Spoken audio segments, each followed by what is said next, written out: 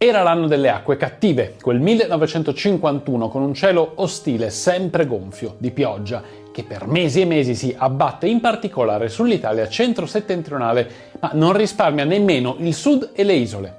A ottobre per inondazioni e frane muoiono fra Calabria, Sicilia e Sardegna 90 persone. Disastri naturali che sono un triste presagio all'alluvione del Polesine, perché il peggio deve ancora arrivare.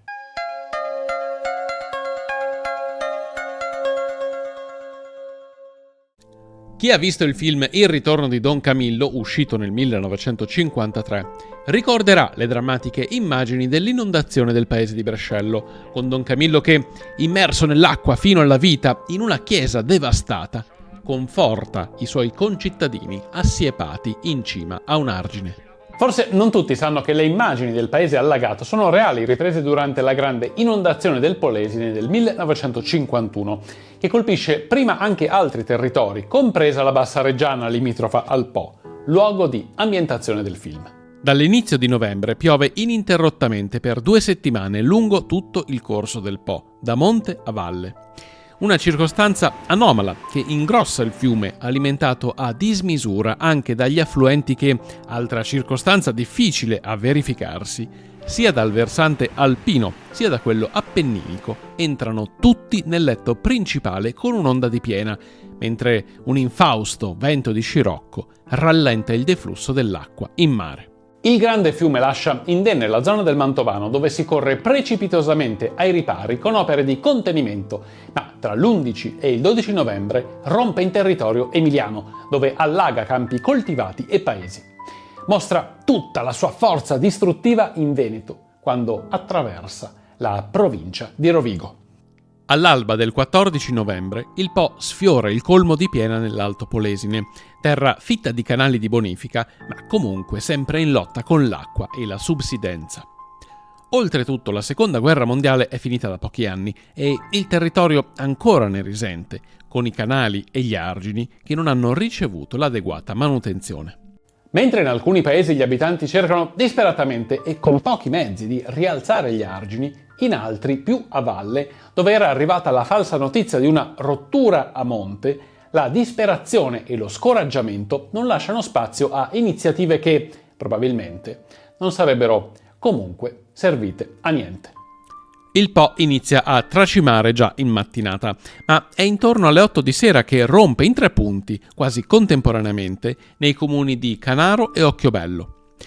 Una massa d'acqua di portata inimmaginabile si riversa sui campi, paesi, strade e travolge ogni cosa, con la forza dei suoi 7.000 metri cubi al secondo, naturalmente questa è una stima approssimativa, e un volume corrispondente circa a 2/3 della portata fluente.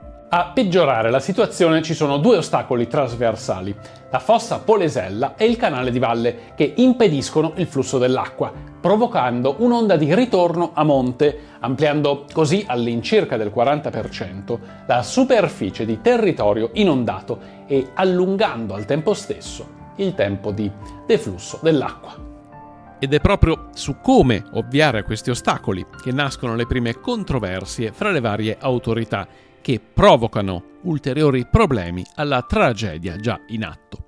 L'ingegnere capo del Genio Civile di Rovigo capisce che occorre fare breccia al più presto possibile sul primo ostacolo, la fossa Polesella, un canale navigabile, consentendo così il deflusso della piena verso il mare.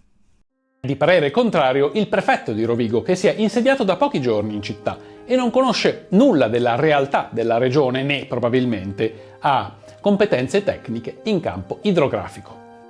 Eppure si oppone e trova tra l'altro il sostegno di alcuni sindaci dei paesi limitrofi al canale, al di là della piena, convinti che quegli argini avrebbero impedito l'inondazione nella loro area.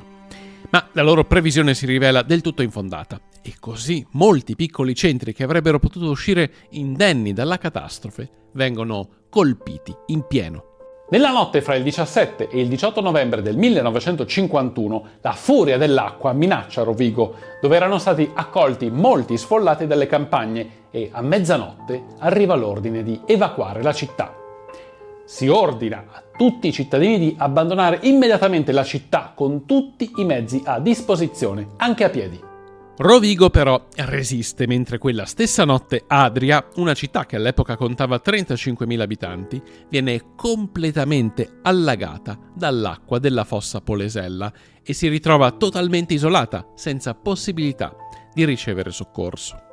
Il Gazzettino scrive che gli adriesi stessi organizzarono delle cordate a nuoto in mezzo ai vortici. Qualche coraggioso si avventurò, assicurato con corde, nel salvataggio di alcuni uomini, di molte donne e bambini. Furono concentrati al teatro sociale, in un teatro dove non ci sono viveri, neppure in tutte le case ci sono viveri. Nella corsa verso il mare, l'acqua trova il secondo ostacolo trasversale. Anche in questo caso la piena ritorna a monte, addirittura inverte la corrente di 2 canali di bonifica, ma prima che possa arrivare a Rovigo e poi invadere la strada statale, i genieri fanno saltare gli argini. Ma la furia del Po ancora non si placa. Prima di superare le dune costiere e gli argini a mare, l'acqua torna a monte e inonda 3 paesi. Insomma, un'apocalisse che si verifica in un contesto particolare, in anni nei quali la lotta politica, con la Democrazia Cristiana al governo e il Partito Comunista all'opposizione, era asprissima e rifletteva la contrapposizione fra Stati Uniti e Unione Sovietica. Contrapposizione che riguarda anche il luogo del disastro, dove in molti comuni governano giunte di sinistra che si scontrano con le autorità governative come prefettura, genio civile e provincia. Anche in questa tragedia, e purtroppo da allora non è cambiato nulla, ogni fazione politica addossa responsabilità all'altra tra accuse di inerzia, ritardi e sciacallaggio e poi liti sulla gestione degli aiuti arrivati da tutto il resto d'Italia e da moltissimi paesi esteri. Lo scenario della catastrofe avrebbe invece meritato ben altro atteggiamento. Alla conta finale ci sono 180.000 persone tra sfollati e quelli rimasti senza una casa, un centinaio di morti, 1.130 km² di terreni agricoli allagati, migliaia di animali morti, strade e ponti distrutti, aziende in ginocchio e 20.000 tonnellate di prodotti alimentari persi. Eppure, il giorno dopo l'alluvione sembrava che il grande nemico si fosse dato nella sua furia un limite di rispetto. Per questo nell'immane disastro c'era, in fondo fino a ieri, quasi un senso di sollievo, invece. Così scrive un giornalista sul Gazzettino del 16 novembre per raccontare una tragedia nella tragedia. Nella notte tra il 14 e il 15 novembre sono tante le persone in fuga, malgrado la resistenza di molti ad abbandonare le loro case. In strade di fango, una folla di disperati si incammina a piedi o su carri trainati da buoi o cavalli, mentre i soccorsi arrivano con dei camion requisiti ai privati, sui quali sale un numero spropositato di persone. Uno di questi camion si impantana con uomini, donne e bambini che urlano e piangono, chiedono aiuto e si disperano finché non vengono travolti da un'onda. Solo 4 mesi dopo si riuscirà a stabilire il numero delle vittime di quell'incidente: 84 persone. Dire che il Polesine, in quell'anno di acque cattive, viene messo in ginocchio è un eufemismo. La chiusura dei punti di rotta degli argini inizia solo 15 giorni dopo l'evento tragico, quando la corrente finalmente diminuisce e le barche possono iniziare a navigare. Delle 180.000 persone sfollate, ben 80.000 decidono di non fare il ritorno nella propria terra e scelgono la strada dell'emigrazione sia in altre regioni d'Italia sia all'estero. L'area del Polesine ha faticato molto a riprendersi da quell'abbandono e il numero di abitanti della provincia di Rovigo non è mai più tornato ai livelli del 1951. E tuttavia bisogna citare l'immane lavoro di bonifica delle terre alluvionate, grazie ai numerosi consorzi di bonifica che già nell'estate successiva, almeno nella gran parte, possono essere nuovamente seminate. Anche gli aiuti sotto forma di soldi, indumenti, generi alimentari e persino sigarette non tardano ad arrivare da tutta Italia e dal mondo intero. Stati Uniti e Unione Sovietica inviano aiuti con ben scritto sui camion il paese di provenienza, a dimostrazione di quanto fosse alta la contrapposizione tra le varie forze politiche.